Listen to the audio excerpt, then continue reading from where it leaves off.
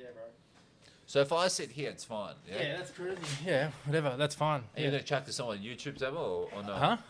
What's this? Oh, this is just filming, just on my phone. Okay. But then I'll You can use it whenever. I'll put it on. I got a YouTube channel that I just made, and it's only like the fourth one I'm doing. As you can see, it's super rookie. Smart. But it's just it's cool. It's good. You got downtime at tournaments, chilling, get Yeah. Here we go. Yeah. I'm ready for you, baby. Yeah, give it to me, baby. So you're gonna freak out, dude, when Keely goes and you don't have a missus to travel with. I know. It's gonna be tough. Yeah, literally. Who are you gonna cuddle? I know. Well, I'll have to share a room with you. You have to join Dano and I get amongst I will. the utmost. Yeah. Yeah. Shit. Yeah, you've been traveling there for a while, eh? Mm-hmm. Yeah. What's it been like traveling? What's it been like? This is one of the questions I'm gonna ask. We're rolling, bro. What's it been like traveling with your girlfriend and not having like a serious entourage around you and just not having that pressure and just being, obviously you've got a lot of experience. You kind of know what you need to do. You've been at the high level. You understand the method. And so what's it been like traveling with just a girlfriend and not having, when you don't have anyone like making sure you're accountable for things? Yep. No, exactly. Good point. Good question. Because I kind of like it. I've always kind of liked it, not having that sort of pressure of coaches and stuff. That's always what I've been about ever since I was young. I know I spent a lot of time when I was younger with a lot of people around, my dad and trainers and this person. Yeah. And it was always, full on ever since, up to 23, 24. And then I just took a step back from all, and I just wanted to, figure it out myself. These past couple of years haven't been that great. I haven't played that much tennis as well, which is kind of excuse for that. But I'm just happy to kind of be back playing at a better level. Obviously, traveling with the missus is always good. Yeah, keeps you relaxed. Because from what I've seen, Matt, I don't know what you think, but it seems it's been a pretty friendly atmosphere around the challenges we've played lately. Been a lot of Aussies playing Ruben, pretty much Aussie, and it's been good atmosphere. You reckon? Do you feel like it's been a lot more friendly than people are pretty private at the tour level in a way? Yeah, you're actually right on that, because everything's more serious when you get up there. The more up there you get, everything becomes more and more serious. So I think this challenger level, it's quite interesting, because I've got to know a few people a little bit deeper, I should say, and it's quite interesting, and I think it's fun and stuff. I just obviously I didn't go about these things at a young age, but I actually enjoy being around people now and seeing what's everyone about, how they go about things. It's quite interesting to see, and on the downside, I guess, is you have your girlfriend around, so good and bad. Yeah, good and bad. Yeah. No, but she seems super supportive, and she seems. It's always an interesting one when you start. I don't know, like girlfriends I've had in my life. When you start dating a girl that knows nothing about tennis, then all of a sudden, all they're hearing about is tennis and seeing tennis balls, and then you're explaining to them firstly how to score, which is super confusing for somebody that's never played tennis, and then. But she seems super supportive, and seems like after getting to know her like these last couple of weeks and hanging out. Such a cool chick. You've picked him well there. She's super supportive. Yeah, she's pretty good. And like you say, I mean, sometimes early on she didn't have a clue. What scoring is, what this is, whether you lost. I think the first time I played, she said, "Did you win or lose?" Like she didn't know. Yeah, you're like, I won. She didn't have a clue. But now she's sort of. If I take my shirt off before the handshake, I've won. Get that sweaty shirt off. Basically that's it. But she's gotten to know it a little bit better now. And the only bad side is that sometimes she thinks she can help after it says that. I'm like, you have no clue. You doesn't. I'm just trying to tell her. I still listen to her. I still hear what she has to say. But it's actually quite good for me, because like I said earlier, I was used to a lot of pressure at a young age and stuff, a lot of coaches, a lot of people around me and stuff. So I just want to get away from all that and just be on my own, and just kind of feel it and absorb everything alone. That's the beauty about it, and that's what I've got to realize the last couple of years. It's actually quite enjoyable if you really go at it. I know like we said, my tennis hasn't been that great. I haven't played that much, which I'm starting to play much better the last 6 months. So, but dude, it's just epic to see you playing for you. Yeah. Because you've been obviously the kind of pressure you had because of the trajectory you're on as a junior. Yep. it's intense. Like there's not many people that have felt that Yep. in the world. Not many people had as like illustrious of a junior career as you, or just were trending with quarterfinals, Wimbledon at 19, things like that. So it's cool as a mate to see you playing for you, and you're playing for enjoyment, and you can tickle the ball around and just have a different relationship with it and it not have to be like just people breathing down your neck and a lot of pressure.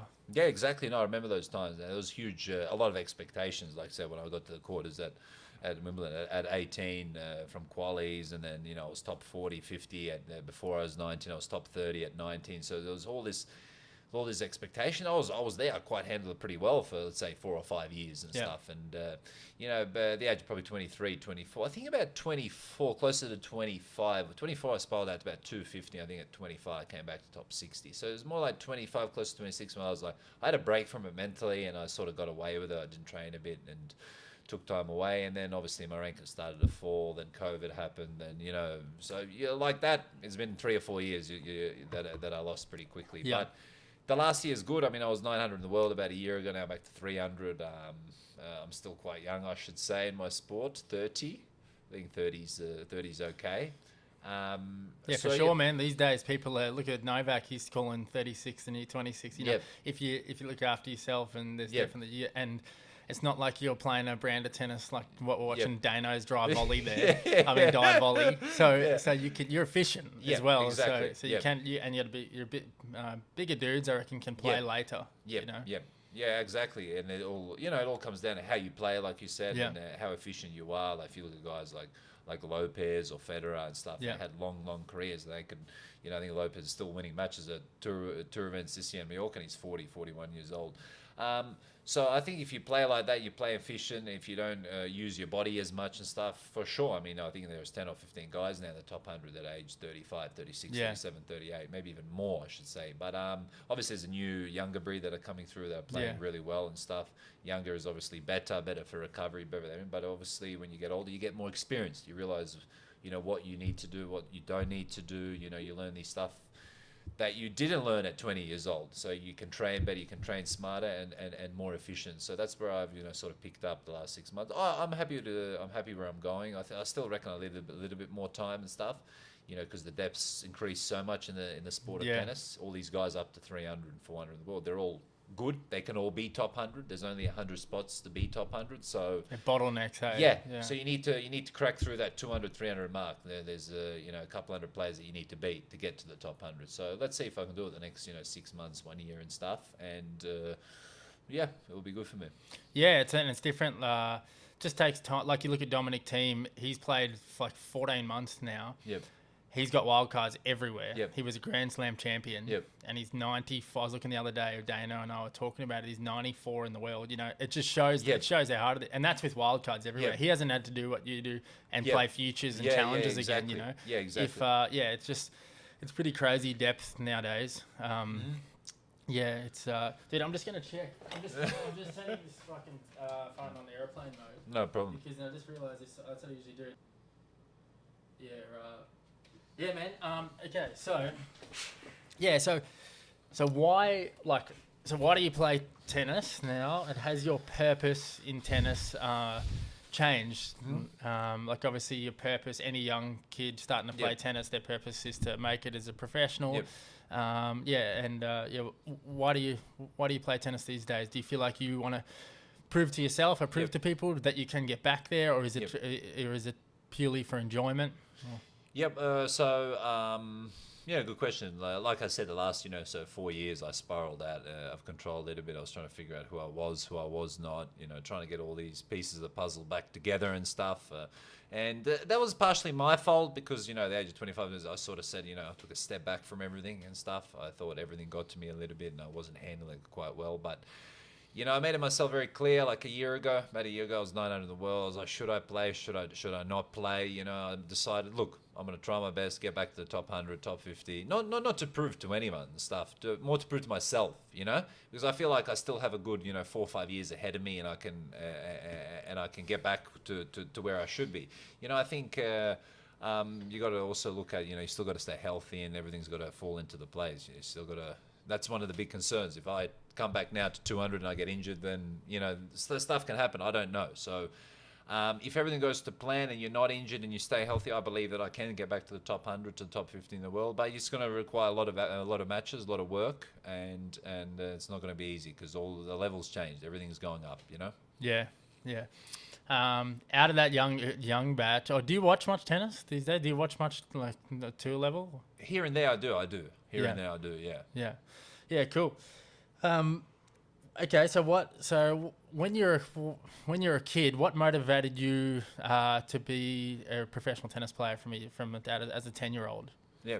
Well, I just you know, it was sort of the one-on-one competition when I was young. It wasn't like, hey, I want to make XX money from tennis, or hey, I want to this. It was more like the sport of tennis, the enjoyment of tennis, you know. And I think once I started playing and winning a lot of matches when I was younger, that sort of drove me to play even more. And then, you know, I spent, you know, a lot of hours on the court when I was young and stuff. Practice. That's one of the reasons I was really good early on at, you know, 16, 17, 18. You know, I was winning matches at Australian Open at 15 or 16. So, you know, I did work very hard. And how many hours would you say you did a day, or at 3 teenage years? Yeah, it was real. For like some days, an easy day would be like 5 to 6, maybe even 7. Like tough days would be like 8, 9. Like it was like ridiculous. But don't forget, I started tennis at like 8, 7 and a half. Like other people started at 2, 3, 4. Yeah. So I missed all that 4 or 5 years of being 3 years old, 5 years old, picking up a racket. No so way. I started at close to 8. You know. Yeah.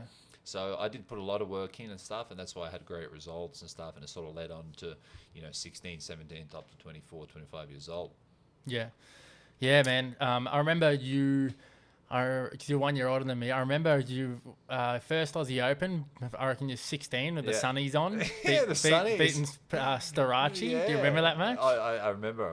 I got the wild card and stuff. I was 16, I think. I think that's when I won the youngest match at the Australian Open, and I was playing well. I was really good early, and I remember that like. Not like it was yesterday, but almost, you know? Yeah. It's a memory. I feel you, man. Time's gone quick since 16. I can remember my thought process. I can remember being 16 pretty easily. Yeah. It's kind of scary how quick time's gone. But incredible. Then, it's also awesome being at this age. And you wouldn't trade it. Yeah. You've learned a lot. You've had a lot of stories, a lot of experiences. Of course. Yeah. Of course. So, dude, watching you, even with the biggest of stages, playing the biggest matches, or playing anywhere, I've never seen you react or I've never seen you melt rackets or smack balls out or even swear or yell and stuff. Like, how come? Do you get angry on court, and how have you managed that side so well? To be honest with you, that's a good question, and people are asking me this all the time. You know, why don't you get angry as a lot of players? Why you have this sort of personality that's calm on the courts? To be honest, is probably the honest answer is my care factor was not enough, and that's the only answer. That's the only answer that I can come up with. That's logical when I think about everything and stuff. Like I did not care as much as other players. You know, if I did care, then I would have been much better at tennis and stuff, and let's say maybe been a potential Grand Slam champion and stuff. But I did not care, so that's why on court sometimes it looks like, why does he not care? Why is he not throwing rackets? Why is he not doing this? Because I didn't care as enough as other players and stuff. Yeah. Maybe it helped me play like that. Maybe you know that's why I always played that good, and I was relaxed, and I could get away with all my shots and have fun. But I mean, of course I did care, but you can see other players that are putting in their blood for years and years and this, and it's me. It's just became, when I was on court, I always thought about it like a game, you know? It wasn't like, I'm so stressful, or I need to make this point. I just sort of go through the motion at the right situation of time, and whatever happens. I don't really care. Yeah. I mean, I care. I lose a match, I come a little bit down. It's the same thing as I win. It's the same to me. So you're not. Yeah, that's good. That's a lot of people get way too. Even me, man. I'm somebody that I care about a lot of things in my life a lot, and it frustrates me sometimes with tennis how much like a loss can hurt. When you can get ragdolled around by wins and losses. Yes. Maybe do you think that you felt a little bit like that because you had kind of put so much work in as a young kid, and do you feel like you're almost a little bit fried or a little bit overdone by the time you were in your early 20s, or you Yep. felt like the motivation wasn't coming from Yep. you as much? Yeah, absolutely. Yeah, 24, 25. Yeah, I lost that little bit of drive, that little bit of that care factor went, even though I didn't have that much care factor. Yeah. I lost that extra care Yeah. factor and stuff at 24, 20, or 25 and stuff. And then, and then it took me a couple of years to rebuild and get it back from last year. I said to myself, you know what, I've still got 4 or 5 good years left and stuff till about 34. I might as well just come back to tennis. Get back to the top 100, try for myself, not for anyone else to impress, but just for myself, because I know I can do it. I'm still capable of playing really good tennis. Yeah, 100%. I remember you coming back when you were pretty underdone, winning that Chengdu 250, beating from 7 matches against Foggers. Yeah, you got it, man. Stay aggressive, as we've been talking. You know, then you don't have to move too much. I was thinking just before when I asked you if you want to have this chat, I was like, what question should I ask him? And I was thinking, what has gone through your? So I've tanked matches before in my life when I've been feeling like I've almost been feeling overwhelming amount of pressure that I just can't deal with it anymore. And the best solution for me is give up. You can't deal with it. Just there's too much going on in your head. Yep. The sport, I've been like feeling victimized, like, oh, what's the point? Because I'm not making money from this or whatever's happened. But what has gone through in the match? What goes through your head when you're tanking a match? Well, yeah, to believe it or not, I've done that in the past for sure, and that's at the times that's probably when I did care more. Okay, that's true. probably That's when I think about I probably did care that more that stage and stuff, and then things weren't going my way, or I was relying on my talent. I was a better player than the opponent and stuff, and I was losing matches to him, and that's one of the reasons. Maybe usually most of the time is when you tank is when you know you're better than the guy, you're more talented than the guy, but the guy's beating you. Yeah. And that's when, it gets to your head, all these thoughts and stuff. And I pretty much, I should say that I think it was at the period that I tanked the most is when I cared the most, True. Even though my care factor was still not like other people, let's just say. I think that's one of the reasons I would tank, to get it all out of your system. And if it's not the right thing and stuff. Everyone's had it at times. Everyone does, so it's similar to what I was saying, is dealing. It's so you can't deal with that pressure. Yeah. And then I've had the same thing, man. But to be honest, I just thought right there, some people do it in a professional manner, other people don't. So I haven't, like I said, probably haven't done it in a professional manner. You can see on my body language. You can see on, you can actually see that I'm not there. As opposed to if someone else is thinking, they'll do it more subtle where you don't notice, they're done, but they're still sort of there, I remember when match point at Rome or something. It was on dirt, maybe Madrid. Yeah. And you flipped the racket and hit it with the hand. Well, to be honest with you, man, nothing was going my way and stuff. Like I was playing Fanini, and it was like, well, if it's not going to work this way, it might work this way. Like I've got more chance this way. Yeah. I didn't think of it as I'm tanking. I thought I might have more chance hitting it this way. Yeah. Nothing's going. Yeah. Bublik did that the other day. He had a short ball. Yeah. And he flipped the racket and just hit it in with the handle. I think I saw that. Yeah. Yeah, pretty funny. Yeah. Yeah, he's a wild player, eh? Yeah. You watch much of him? Yeah, I've seen him the last couple of years play just one, obviously. Are you mates with him at all? No, but sort of hello here and there, nothing too serious and stuff. But yeah, I just saw him when we won his 500 in Harley and stuff. Yeah, but that guy, he can play. He plays unpredictable and stuff, sort of like me. And it just shows you a player like that when he's hot, he'll beat everyone. Yeah, it's good to see some unique players coming about. Where that everyone's drilled into them so much to have like a disciplined shot selection. It's kind of cool when you see people be creative with their own shot selections. Exactly. Yeah, I remember the first. Yeah, it's so funny the trend that went through when you started hitting that like without changing your grip, the Bernie dropping. The trend that going. I remember being training man trying to hit it, it was classic. It was and then that's when I got to play you at that UTR. That's all I was thinking. I was I gotta hit one. Gotta hit one. Yeah, you got me good. I remember I played pretty well, and then all of a sudden at this, I gave you this sort of kind of ball, and I was like, he's gonna hit it, and then I just saw that. I was like, it was so good. If I'm doing this against guys, I'm like, how are they like? No wonder they can't move. That's what it felt like. You did it so good. I'll give it to you. It was unbelievable. The hard work paid off. Yeah, that's it. Yeah, I got a bit more of an Eastern grip, so it's easier to do it. Yeah. What else have I got for you? Yeah. How has the man? Okay, so as we were talking about last night, even with just on a world scale, just with current affairs in the world, we're talking when we're in the Uber on the way here, and we're talking a bit of smack with how we're talking on the point of how terrible mainstream media is and how propaganda can brainwashes people, and and you know, we were talking on conspiracies and different things in the car the other night, which is funny, and probably would have been super funny for the driver to overhear what we're on about.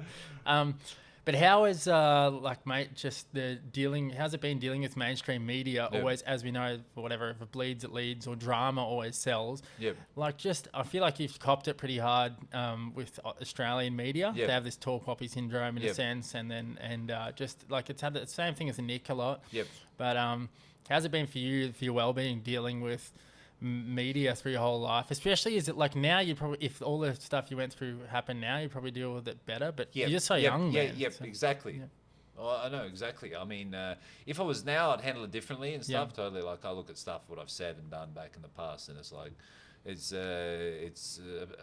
completely, you know. But it's not. I think it's to their fault of the angle they're always trying to take. Exactly. You know, you sort of perceive it as this image of a bad boy and X and X. So they sort of, you know, media can always build you, but they can tear you down. You know, the bigger they are, the harder they fall. So I mean, they can bring you up. There's a lot of positives, but they can also bring you down. It's if you follow that a lot, if you read a lot of media, if you're into that. I mean, like I said, if I handled it now, the last couple of years and stuff, as I've more matured, I should say, I'd handle it differently. But when you're thrown upon that at a young age, this and that and X and stuff, it hits you. You know, it's like a circus. You know what's going on, what to say, what not to say. Is this the right thing? And of course, I said a lot of dumb things in the past when I was younger, and I probably shouldn't have said those things. And you know, but you just learn. Other people learn quickly. Other people learn later. Yeah. I guess I was one of those people that learned later. Yeah. Oh, but dude, everybody's just, saying, like, this is the issue with social media nowadays as well. Whatever, like, we say these days, you're held to, like, everybody changes their mind or evolves and grows. And whatever, something that you said at that age, the media has painted a picture of that, or on the social media side, it's held in the logs for that long, and you're almost held accountable. And it's like, people forget that, like everybody's just changing and growing, and some theory you had, or so the way you looked at life at 17 is completely different at 27. You know, exactly. And like, if I ask you a question and stuff, like if I go, what's the last thing you remember about Elvis Presley? Elvis Presley or Michael Jackson. Yeah. So Michael Jackson, automatically I just think about just holding kids over a balcony. Yeah, I know. It's like these thoughts. So you can do hundreds, you can do 50, 100 good things, but the media remember you for one bad thing. And then people... So you can do so many good things, and you do one bad thing, and they'll remember that bad thing. Yeah. So they forget about all the 40 good things you've done. No, you're so right. You know, so that's the problem. Stuff they picked out and stuff, too much of my bad things, and kept it there. And people sort of remember me, you know, here and there for the bad. You know.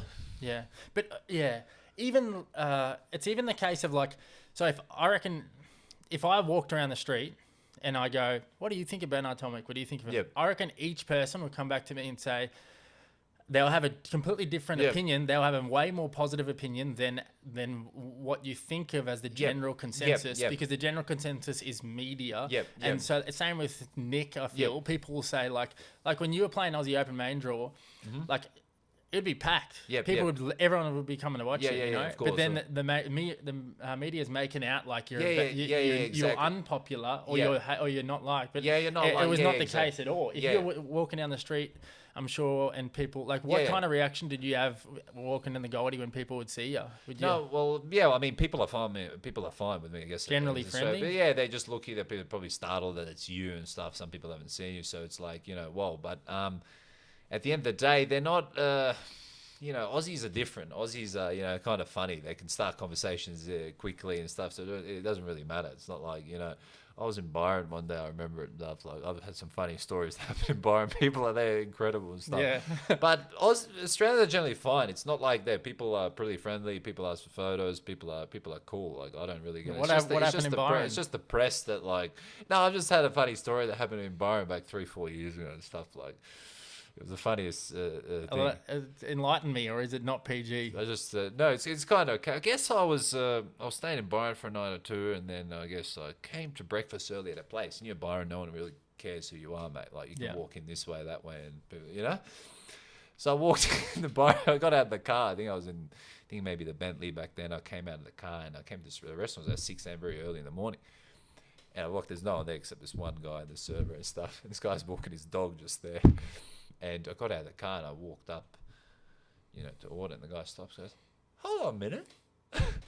You look like that guy off Animal Kingdom." And he's, and I'm used to everything. People know that it's you, and start. This guy says, "Yeah, I've seen you on Animal Kingdom." Stops with his dog there. And I think he was a little bit high or whatever. He's finished the session and stuff. 6 a.m. Byron, and stuff like. He's like, no, I haven't been. He's like, "I'm telling you, I've seen you. I've watched you on Animal Planet. It happened yesterday. I was watching you on Animal Planet." And I'm going to this guy, no, I haven't been on Animal Planet. So I go order. And so he sort of walked up another 5 meters. So there I've ordered and stuff. And I've gone back to the car to get something. And then he's like yelling to everyone, "Yeah, see, he's got the car. That's that guy from Animal Planet. It's the guy. Way. He's the guy from Animal Planet." And the guy tapped him on the shoulder next to him. He's like, "He's not from Animal Planet." Like I said, "That's Bernard." And he's like, "Yeah, but he's from." Just like that was like one of the funniest stories. And I had to look at this guy because he kept he was getting. So he's recognised you, but he just doesn't know. No, just at 5:30 in the morning at Byron. Yeah. I mean, of course, people recognise me here and there in Australia, but the way this guy did it stuck by me. I'll never forget it. It was a moment that I'll never forget. That's hilarious. I was just pissing myself for like 5 minutes. So I look at this guy. Yeah. And he's like, "No, you're off Animal Planet." I'm like, "No, bro. See the car? It's off Animal Planet." Why Animal Planet? That's rare, eh? I think he must have watched Animal Planet the day before. Yeah, he must have. He must have visioned probably something that I'm rocking out.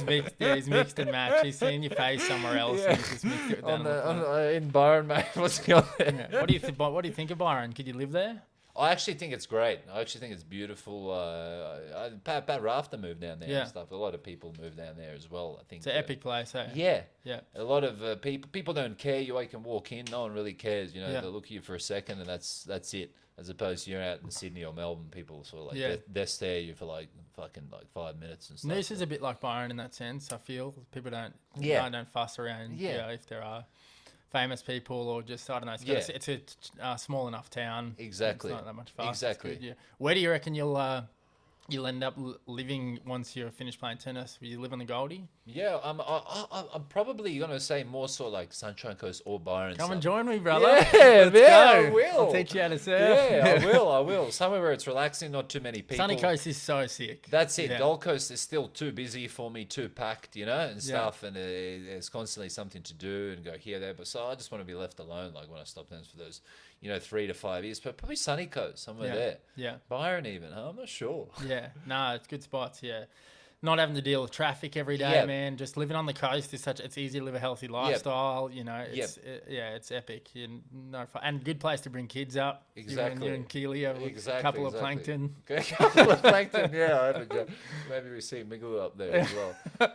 So you're gonna come? We got to do you'll have to come for a couple of days in December. A little pre-season. That'll be fun as. I'll come up there for a little block of training, and in December you're gonna do it. Yeah. Are you sure? Yeah, we can get Coley doing some ball fed. A few dives, mate. Yeah. We'll get him diving. Oh man, that was crazy, that dive. Yeah. Can't believe it. Yeah. That was pretty cool. Dano's had this scab on his hand where it's just he grazed it from diving like a year ago, and because he dives so often and it's never actually properly healed. Every time it'll start scabbing and then he'll dive again, open it up. So it's just like it's he loves it, but he put it this way: he dives at the right time. Okay, save a break point against that. Save a break against the big Frenchie. Yeah, I coached him for 2 days, so he should be giving me 25%. Yeah. If he wins again, he'll play Tanasi, which would be a sick match. It'll be good. Yeah. Another big server. You can take your advice, be guessing on the return. Yeah, guess on it. Yeah, guess on those break points. So good. Commit. That match you guys played was one of the better matches I've seen you play since your comeback. In a way, you and Dana. In Puerto Rico, you were playing. I've seen glimpses of you playing at really high level again. Yep. Yeah. Yep. Yeah. Yeah. Does it feel more enjoyable when you're playing good? Yeah, of course, and stuff. It just took me a little bit of time. In Puerto Rico, I was playing really well the whole Yeah, tournament. against I Balti felt- also. Yeah, we played really well and got to the quarters. I had a couple set points that first set, lost. I felt like should have won that match. Played semi against Kay, but yeah, the last couple of tournaments have been pretty solid, pretty okay. I guess the goal is to finish, let's say, top 200, 230 this year Yeah. and stuff, and then next year push for the top 100. Yeah, nice. Yeah, so keen. It'd be cool to finish high enough to play Aussie Qs. Yeah, eh? yeah. That's pretty much it. Yeah. Yeah, we'll have to play doubles at some point. Yeah, Field we a couple. should. It'll be hilarious. Yeah. You want my contribution, don't Yeah, you? yeah. I'm a semi-finalist in Savannah. One hit wonder, semi-final. Final is in Beijing. Beijing, With what? sock. Yeah, Really? We made a final there. You made a tour event final? Yeah, tour event Wow. 500 back 5-6 years ago. Wow, no way. What's Sick. your best doubles ranking, Kellen? Right now, really, 180. See, I got to 180. 111. Did ya? So you got to call me Got when me. you get to that. I'll call you when I get to 111. Yeah. Yes. Semis of Monte Carlo as well. No way. With who? Masters, Raonic. Really? Yeah, Wow. I haven't played that much. I Yeah. haven't played at Aussie. I haven't played. I don't No. think I've played once. Too since China. taxing to play at slams. I was too focused down there. I was always playing like fourth rounds there, third rounds, fourth rounds, heap of them. So I was always focused. So I didn't really play doubles there. Yeah. What's your favourite Aussie Open match you think back to? Probably the one with Dogapolo. Oh, yeah? Yeah, that was scary. Yeah, that was just because it was so weird. You know, you're never probably going to see a match like that. Yeah. And I think even the commentators after they said that's one of the most, unique, interesting, coolest matches, they'd probably seen because you're not going to see, even when I was playing against him at that moment, I played him like probably 10 times in my career. I think I beat him like 4 or 5, maybe he beat me 5 or 6, but it was so weird to be a part of that match. Yeah. It was just like, it was like you have to do this and this and this, which is the opposite of what you do to win this match. Yeah. And yeah. we did it for like 4 or 5 hours. I ended up beating him and stuff, but Yeah, it was so epic. The slice rallies and just the change of spins and everything. But that guy was so good. Yeah. That guy was so good. He got to, I think, 12. That guy was so good. Oh, So good, hey? Yeah. Yeah, he's so unique. He was so like, unique. So quick. So. yeah, so explosive, weird. Like, people will say, like, you should keep your head still when playing tennis. Yeah. He bucked that trend Yeah, completely. I know. He's throwing it everywhere, man. His backhand, and it was like, yeah, it was the opposite. Yeah. So, you're, so you got pretty unique technique. It's super efficient, I reckon. I have a theory that I remember saying this to you the other day. I was thinking about Agassi as well, somebody that would have put in that many hours at ball fed also. So you were on court for obviously so many hours as a kid. Do you feel like your technique was molded just to be efficient, to be able to just hit balls over and over, or did somebody like purposely create your technique like that, like Mark or your dad? Or Okay. Well, you say Mark. See, Mark helped a lot with my game because when I was playing at the age, he played this funky style, so similar to what I play now. Yeah. And then I had to adapt to playing him in games and sets. So that's one of the reasons I played really funky and strange, because we had many of our rallies were like this slice to slice change up, and he was slicing line. Then I'd have to like learn that at a young age how to beat this guy, because he was older than me, better than me, and I was 12, 13, 14 years old. But at a young age on court, where I should say, I think I was on court, I was in more survival mode. Being on court, surviving more on the court, knowing I have to put 4 hours, Yeah, 6 that's what I hours, mean. 8 hours, maybe 9 and stuff. So my automatic system in my brain and my body was to survive, It wasn't like, you're going to train an hour and a half, 2 and stuff like normal 2.5, but I was training like, that long. So it all automatically said to me, Bernard, you need to survive. Your shots, your stroke, everything has to be efficient. Because I knew how much work I had to put in. So that's probably one of the reasons my game became very efficient, yeah, that's what I was thinking. Yeah, You're definitely right. Yeah, efficient. Yep. Which there's definitely a massive strength to learning Yep. how to play efficient. Like, it's the opposite of like Rafa, Yes. where you're Yes. exerting maximum energy. Yes.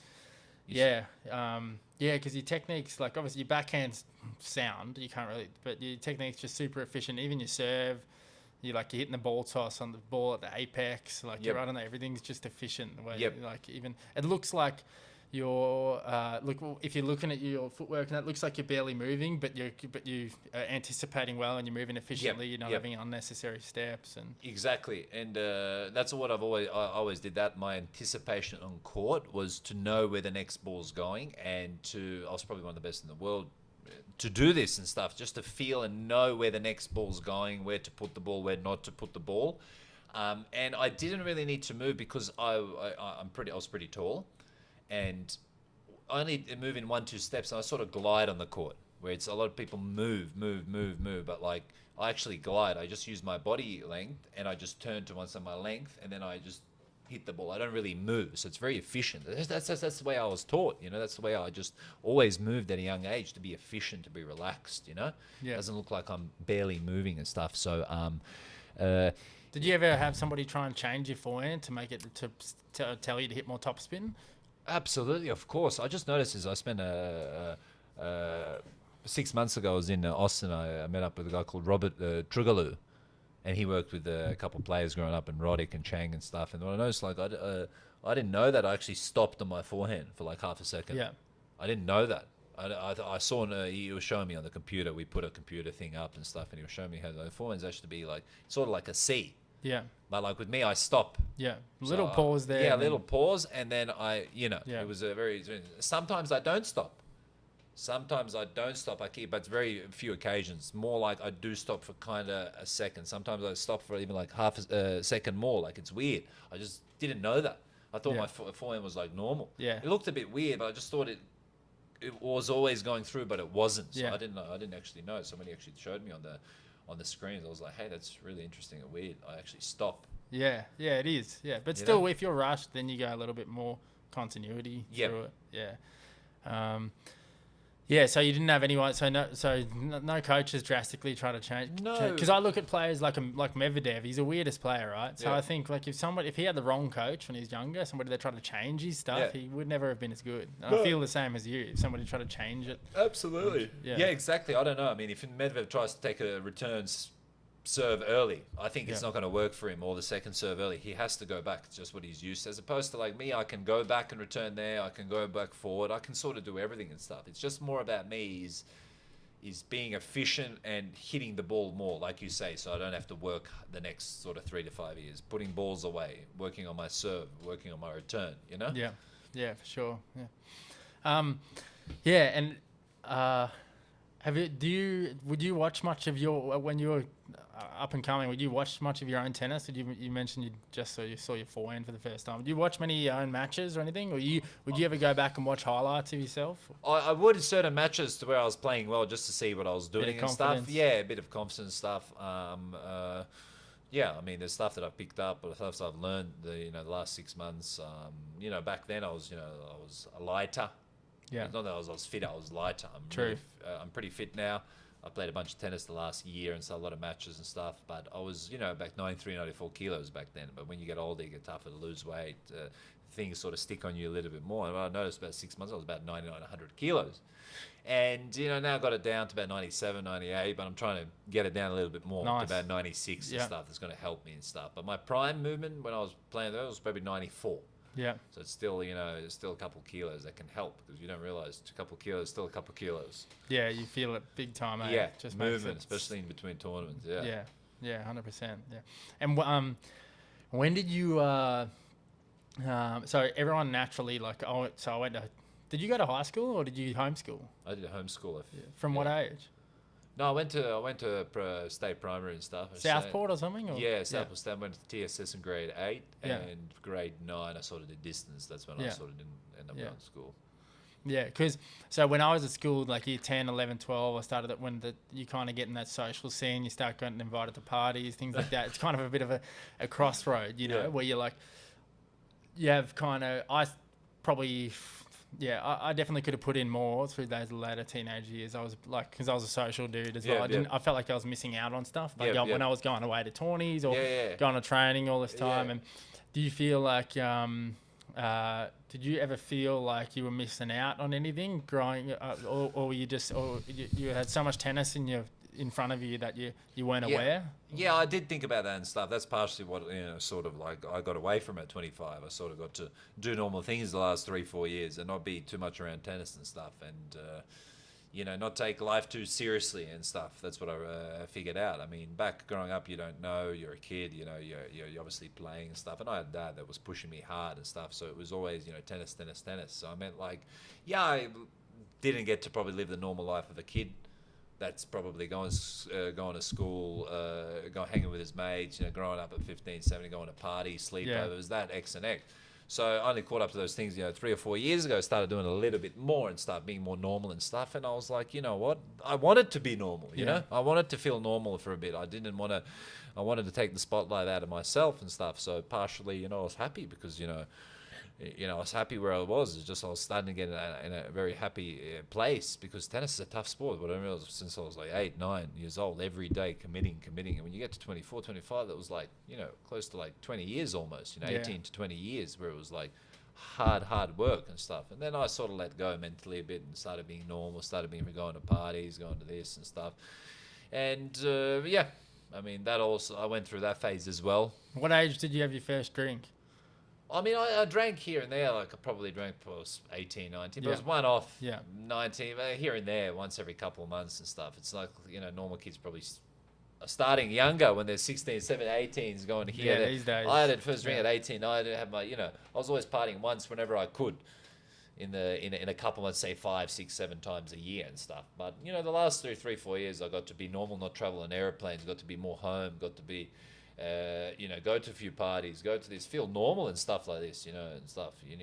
We are all normal. We're all, human beings. We're all the same. There's nothing different about anyone. Yeah. Whoever, Yeah, it's so good, man, because you can feel you're almost like the better when you're achieving what you did younger, you're almost isolated and you're encouraged to. That's what I was saying at the start of this chat about this Challenger Tour being just lately. I felt like it's been super friendly. Yeah. And obviously everyone wants to win and is doing their thing to progress in their career. But I definitely feel like from the glimpses I've seen on tour to Charlie's, it's a lot more of a friendlier vibe, because there's almost, just something, not that it's casual and people aren't putting in as much, but it's just, and I suppose when you get older, it's easier to separate the competitiveness from the on court from the off court and realize that you can be mates with people that you play as well. So because you wouldn't have spent that much time at home, I suppose. Were you based on the Goldie from your whole life, or how much were you based in Monte Carlo, or how much were you based in Europe? So, I was always going through Australia from when I was like 8, 9, until about 18, 17, 18. And then as we know, Australia is the worst to travel from, to go to places like a nightmare. Whenever you want to go back and you feel homesick, it's like, how do I get back to Australia now? And it's complex. So at 18, I was more in Monaco, but Monaco wasn't sort of my home. It was there for different reasons, for tax purposes. And my parents set that up for me and stuff. I didn't have a deal with it, but I still wasn't in Australia much and stuff at 18, 19, 20, 23 and stuff. Started feeling homesick, the Tennessee's only back like, Australia like November, December maybe and crazy. Stuff, and then a little bit in January, then you're leaving. You might come back for a week or two. It's so tough, man. It just like destroys you mentally and stuff. Other players, have said on tour in the past that it's tough. Like people see it as a tennis, it's great. Yes, the privileges are there, being top 100, top 50, but you got to sacrifice all this thing. You play, man, so many things that you don't see. Travel, hey, so much travel, hotels, airports, this and stuff. Pack your bag, unpack your bag and stuff. Like that's the worst thing when it comes to it, when you pack and unpack. Every 6 days, that pack, and you live out of a suitcase and stuff. It's not mentally easy and stuff. You got to find some place to enjoy, to bring happiness and stuff. It's as good as life is living in Australia. There's an element of it that's so tough as a tennis player. When you look at footy players have a season, the massive off season. You look at the NBA players in America. American football players are all playing just in their own country. They're playing. You look at Ben Shelton. He made top 100 without leaving America. In Australia, there is zero. You know that? I didn't know that. No. So he was top. He finished last year top 100. He was his first tournament in his life overseas was Aussie Open. Or second. He played Adelaide leading in Adelaide Aussie Open, but that's impossible. In Australia, if to be good, you got to be leaving at 14. In America, you can play a tournament to go back home. You can play a tournament to go back home. Jill, you can't do that in Australia. You so much easier. You lose jet lag, you lose money, you lose time and everything. You got to get back down there. Then it's like, fuck, I've been down here for a week already, so now I've got to leave. Yeah. So you don't want to go. Flights are getting more expensive and stuff. So it's like, I guess living like I said, in America would be unbelievable. But you know, the NBA have it so good. Soccer has it pretty good, and stuff. Any sort of team sport has it good. The only thing is isolated is golf and tennis. But yeah, I guess there's perks of being a tennis player and a good golfer. I guess. Yeah. You see that live tour combined back at the VGA now. Have you seen the talk of the Saudi Arabians getting into tennis? That would be good, huh? We've got a little, for sure. If we got a bit more money in a little side For tour. For sure. I think they did that with the golf and stuff. Yeah, I'm happy to get signed up whenever. Yeah, Go. They sign me up, do a little. You'll have a 6 months or 4 month season, and then go home. Yeah, I know. No, I'm sure it will happen the next year and stuff. Those people have so much, but they'll flip something over. I think they're talking to the ATP. I don't know what's going on, but. If they've taken over the golf, I'm pretty sure the tennis will be there. I think they've also done the boxing, golf. Yeah, they're in talks now to do. Let's see what happens. But I'll be happy to move there because there's so much. We'll finally get what we deserve. I guess I should say. Yeah, especially just filtering down. Yeah. It's about helping guys 200, 300 in the world, 150. Not so much the guys top 10, top 20. They don't need money. Yeah. Top 50. It's all about these guys up to 200. Yeah, dude. That's it. Yeah, it would be nice. It'd be super nice, and it's it's funny how I was even on this group chat the other day. Some of my mates were bagging out Novak in a way, and it's funny how from my perspective, it seems like Novak's the most into actually helping out, motivated to get money filtering down and worried about the lower levels. Yep. It's funny how he gets a sort of bad rap when he, more than any of the other top players, Roger and Rafa are putting in that effort. Yeah, no, exactly. What do you think of Novak? You mate to them? Or? Yeah, as a person, he's a great guy. As a person, he's obviously one of the best players. I think might be the best player of all time, and he will be, of course. He's still got another 3 or 4 slams in him, and I don't think no one will ever catch up to that in the sport of tennis. But as a person, I think he's great. He's a great guy. He gives back. He does the right thing, and he tries to help. That's the most important thing. He tries to help other people. He knows what it's like for other people. He tries to put themselves in their shoes of being 200, 300, 150 and stuff. And that's the direction that tennis needs to improve. Yeah. Tennis needs to improve as 150 to 300 in the world, 400 in the world. I think that's fair. Yeah. Did you play qualies ever before you made like your run upwards? Did you play qualies of any slams? Yeah, I played Wimbledon qualies when I was like 16. I lost last round. And 17, I qualied for Wimbledon when I was 17. I lost to Marty Fish in the first round. Yeah. When did you know you were good on grass? Did you play junior nationals in Australia on grass? Yeah, I remember I was playing those when I was younger, and I think I was winning those, and I just felt pretty comfortable and stuff. Similar to hardcore, I think that's sort of like medium speed or fast speed. That's low. That's pretty good for me because of my shots sort of skid through and stay low. But yeah, I knew I was good on grass at 16, 17. Yeah. So it's game out well. Yeah, I remember seeing you seeing your name or hearing about you when I was 12 or 13 or whatever. And I remember going to some tournaments, like just a junior, not nationals itself, but you. I'll say I'm 12, you're 13, and you're playing and winning like 16s. Yeah. Like national point tournaments in Queensland. Yeah, I know. I remember those. What was it feeling like then, playing up in age group so much, and you remember being that kid? Of course, I remember. I was always playing 3, 4, 5 years ahead. Even Orange Bowls when I was winning, I was like 10 or 11 winning 12s, and maybe I was 12 winning 14s, and let's say I was probably 13 winning 16s. It was incredible. But I put a lot of hours in, a lot of time and work to be able to do that and stuff. And I mean, I remember kids back then, like when you go to Orange Bowl, and some of them, like I couldn't believe, like they would say they're 12 years old playing 12 and under, but they look 16, 17. Yeah, you don't know.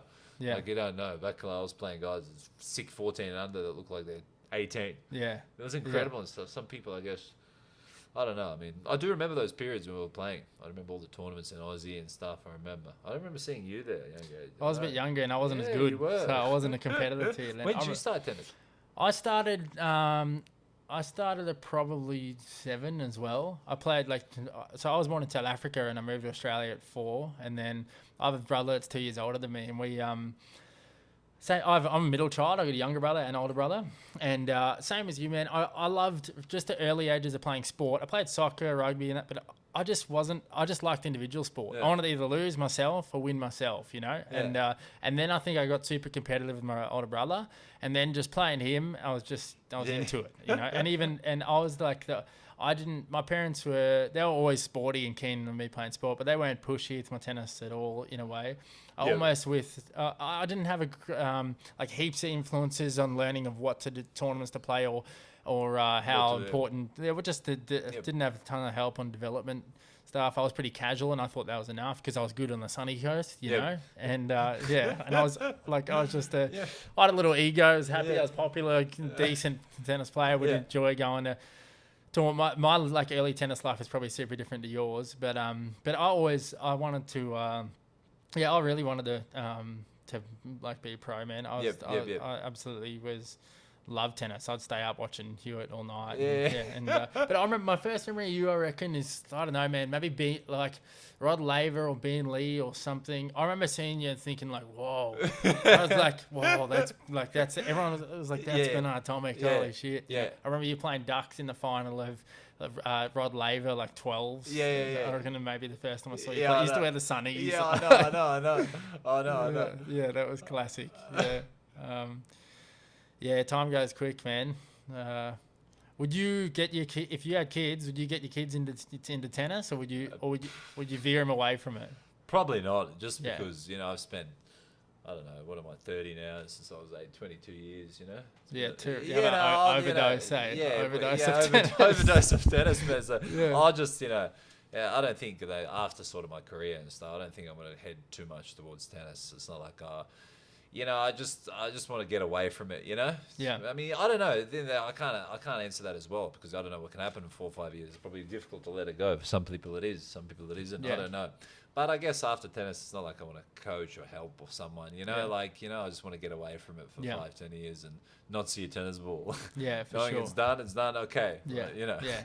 Yeah, well, it's good that you're still playing, man, because and giving yourself another chance because we got 70 years to put our feet up and chill in Noosa, you know? Noosa, Noosa. It'd be good. So, it's good. Just keep, as I said to you before, I'm backing you, and I reckon it's epic that you're playing for yourself and doing it your own way. Yeah. It's good, So I just had this memory, I remember watching, and I remember seeing you go on that reality TV show.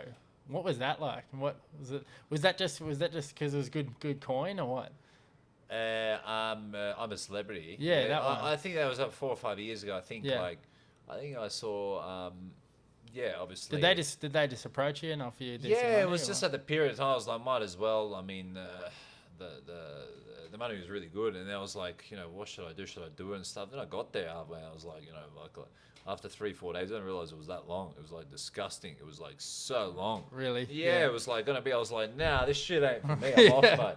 You want this? Here, take it back on it. Yeah, fair enough. Yeah, stuff that. Yeah, yeah. Do you get many? Do you get many like random offers and things like that coming about over your time? Because you've done. Yeah. Well, I mean, of the TV ones, I've only done. I'm a celebrity 4 or 5 years ago. I think I did Current Affair as well. But that's different as shows. I got asked to do a couple of shows. I didn't sort of have the time or opportunity to do them, so it didn't work out. But yeah, maybe in the future. One I really wanted to do and stuff. I just didn't. What, work The Voice? Out. No, that mini golf. They had that mini golf. Oh, you love mini golf. Yeah, what that mini golf show? Oh, yeah, I was watching that. Really? It was like one on Channel 7. No, I don't really watch normal TV that much. You got to see it. It was like this show, like on TV. I think it was filmed in Brisbane. It was mini golf, and it was like fire at you, this, and you like got a putt and stuff. So it was actually a game. True. Yeah. You'd be good there. Top Golf or putt golf. I don't know. I'll find that for you. But that looked cool. I would have done that, but it didn't work out. Yeah. Yeah, you love your mini golf. I remember you. I do. Snipping Ruben up and writing it on the whiteboard. Jose Pereira, if he's watching this, I got you. 2-1. Yeah. Well, Rubes is what? He's 36 and he's still kicking, and he doesn't look like he's going to retire. Ajit was saying to me yesterday, I remember Ruben was saying he was talking about stopping middle of this year, and I reckon he just loves it too much. He's going to keep going. Well, I don't know. Well, I think part of the fact is that, Ruben in Tyler this year lost to my girlfriend in bowling. Yeah. So I think that's one of the reasons he wants to retire because, nothing's been good to him ever since. And he lost to a girl. Yeah, and that's one of his worst. And that's on paper. Yeah. Lost to a girl that's never bowled before in his life. Yeah. and he actually lost. I couldn't believe it. So if you ever see Rubes, pull up and say, how did you lose to Keely in I'll challenge him to a game of bowling by the sounds of things. Yeah, I heard Keely says you're a good bowler. Yeah. Dude, speaking of Keely, have you how's it been for you, like, dealing with obviously when you're well known, people always love to be associated with you or have a piece of you, and especially even girls wise. How's it? Have you found it hard to sift through, like, whether a friend or a girlfriend is in it for the right reasons and is genuine? Is that been an issue at all? Or? Yeah, absolutely. Like, I'm in Australia. I mean, like, I just like, I guess I got to experience things in sort of the fast lane and stuff when I was sort of growing up. And sometimes people can be fake. Sometimes it's not cool. I mean, girls as well. They can cause drama and stuff. You just got to be, I guess, careful and onto that. But yeah, I mean, it was. I was just a little bit disappointed as well because every sort of person I met was like, wasn't really there for that. You're not sure. You just and then when you weren't sure, you always have these things that it's alarming and stuff that pull in the back of your head and stuff, and you tell yourself, no, it's not true. But at the end of the day, you still got to realize that you're in the spotlight, you're known, and I guess, I mean, I can't say too much. I mean, I met Keely. She's a pretty good girl, and so far it's going well, but. Yeah, but even dudes, even his mates, friends, I just saw a lot of fake people and stuff in my life, Yeah. A lot of fake people, and it's kind of disappointing and stuff, that like people like will act a certain way to get what they want or to get stuff out of you and whatever and stuff. I was just like pretty disappointed and stuff. Yeah. It's not every day you meet someone like you or a good man and stuff that you can generally see that you've got a great spirit and a great person and stuff. And I met some users, I should say. Yeah, users. People that. Well, there's also people that are living from their ego, and they're just always their ego's looking to feed on something relevant, and exactly. And then they're and then they're like pumped to be associated with you. Yeah, of course. Come here, of course. And you never, up until like a year or two ago, you never were really big on social media. Was that purposeful? Did you purposely just stay off it, or were you advised? Is your dad or someone around you telling you to stay off it, or? Well, no. That's funny. Don't go on there. No, really, I just never really was into Instagram when I started. I just got it sort of as a business sort of point of view lately and stuff. No, never really had Instagram's out or this is out, get this. That wasn't really there. It wasn't my bubble and stuff, I don't really use it at all. I don't use it at all. I don't even know what my login details are and stuff. I got a couple girls that run it down in Australia and stuff. But basically, I mean, I'm not too fussed about Instagram or this. Yeah, I think it's bull crap.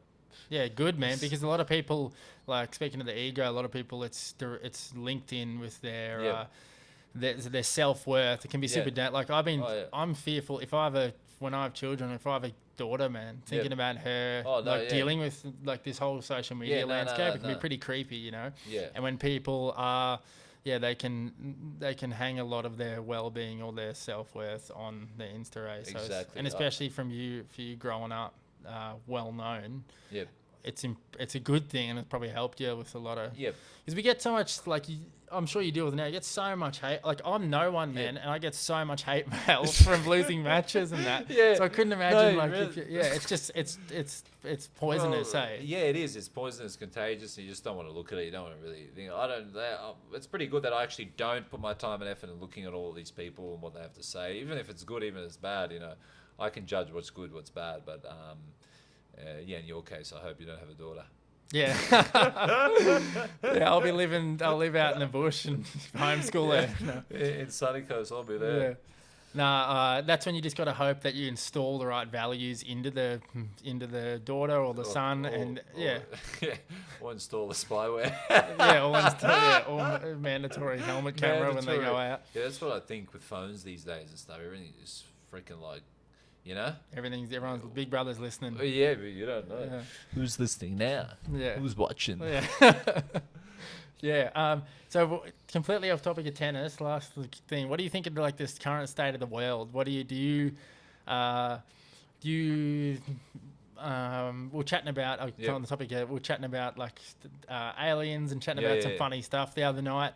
What do you like? What interests you? Are you interested in world affairs, world politics? What interests you outside of tennis? When you're in your we had downtime. an interesting convo, didn't we, and stuff. Yeah. I thought the driver thought we were high or something. But, yeah, I reckon. No, to be honest, I mean, I've just my mum really believes in that. I mean, the evidence is out there of the world and stuff. I believe in, you know, it's just you take a car and you drive up for an hour and a half, go on and you hit, you know, you pass Earth's orbit or whatever. You're in space. What's out there? You don't know. Yeah. Like, we don't know what's out there. We're just we're a ball of moving energy and stuff that, you know, you don't know what's out there. You don't know what's... I think we're going to find out the next, for sure, 10, 20, 30, 40 more things for sure. I think the governments are probably, you know, hiding it from people. Yeah, they're slowly leaking stuff like that. Yeah, just to not scare you quickly and stuff. But I believe in stuff that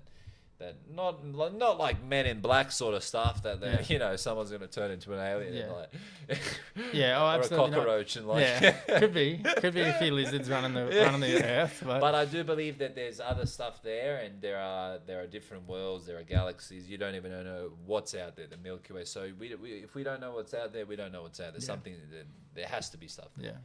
What you know it does for me is thinking about how crazy it is that that Earth exists in our climate and our atmosphere. Just when you think about we can't even comprehend actual endless space that continues going. It makes me feel grateful that coincidentally I'm this person living this life. You know, I get to think about what am I going to have for dinner tonight. Like it's fun. Life's a playground, and thinking about how far out it goes and how much we don't know makes me more appreciative and makes me less tight when I'm 7 for a serve. Yeah, exactly, and stuff. At least you're not like Schoolgate and serving for a second serve. Yeah, if he's listening. At least he's not got the second on him. Yeah.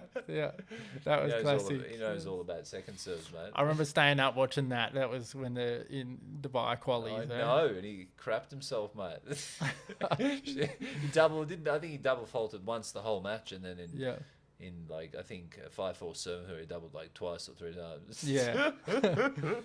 He didn't today though. He played a sick win over Arthur Kazau, the second seed. Did you see that? Yeah, I saw that. Good win, man. He's playing really good ball at the moment. Yeah. He won a lot of matches, huh? Won a lot of matches. Yeah. Got a lot of confidence. Yeah. What are you doing the rest of the day? Well, that's it for me. I'm packing, leaving tomorrow. True. What time are you out? I'll try some their local cuisine down there. They got interesting. It's good food. Good seafood. So 7 a.m. I'm going to the airport, and I'm going to go to Miami overnight and sleep, I guess, and wake up early for that flight to Salinas, which is 3 hours. Yeah, nice. Yeah, sounds good. Yeah, dude. I'm gonna probably I'm gonna wrap this up. I'm gonna go watch Walton play. Maybe go watch Dano play a bit of dubs. Wish I was out there hitting a couple of Savo, but you're gonna take care of that right wrist. I know, man. It's okay. You got a left one. Yeah, thankfully. Yeah, don't ever miss over, but I got a left one. Yeah, I need to exercise it up again. Yeah, you know, get a bit of training in. Use the left one. No.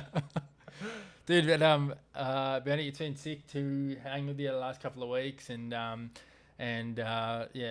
thanks for coming and chatting with me today. It's good times. No problem. I'll see you. I'll see you tonight, or I'll see you in the morning. Maybe we can actually we didn't last night. We need to have rematch a pool tonight. Oh no, we should. I think we should pack our bags and get ready. Get ready, and another hotel. But cheers, dude. I'll back you. I'm back you to the grave. You're a good dude. Keep going. Keep being you, man. You are. Right. Thank you. Appreciate it. Thanks for having me. Sick. That was good. That was sick, man.